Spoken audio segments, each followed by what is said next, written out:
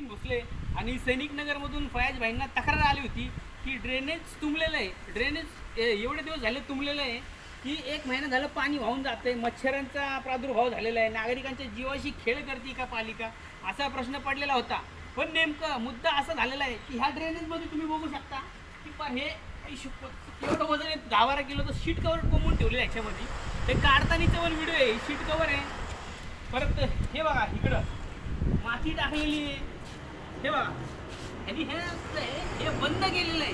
ही कुठली टाउनशिप आहे? ही उत्तम टाउनशिपमध्ये हे ड्रेनेज बंद केलं, बरोबर ना भाई? बंद केलं होतं. नागरिक आता एवढे आदिवास झाले, महानगरपालिकेचे लोक येऊन काम करतात, काहीच कळत नव्हतं का कुठलं काय प्रॉब्लेम जाम झाले. जाम झाले. पण इतकं डायरेक्ट बघतो तर काय ड्रेनेज बंद. तर हे ड्रेनेज आहे हे मुद्दामून बंद केलेलं आहे. तर पालिका ह्या सोसायटीवरती गुन्हा दाखल करणार का?